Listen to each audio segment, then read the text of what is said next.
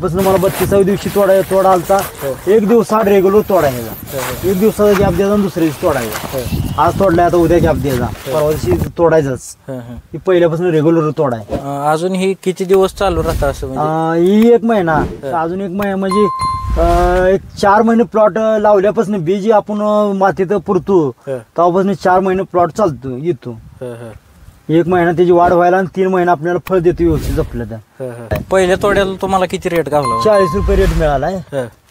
त्याच्यात मला 40 रुपये एक 5-6 तोड्याला 40 रुपये, 35-40 रेंज गावली. परत 30, परत कमीत कमी 20 रुपये मिळालाय. सरासरी मी काढली माझी 25 रुपये पर्यंत सरासरी आहे. मला बघा आतापर्यंत माझा 70,000 रुपये खर्च गेलाय एका एकराला. हा, 1 एकराला. आणि मला प्रॉफिट आतापर्यंत माझ्या हातात जवळ 4 लाख रुपये प्रॉफिट आले. 3,30,000 मला निव्वळ प्रॉफिट राहिले माझा खर्च वजा करून.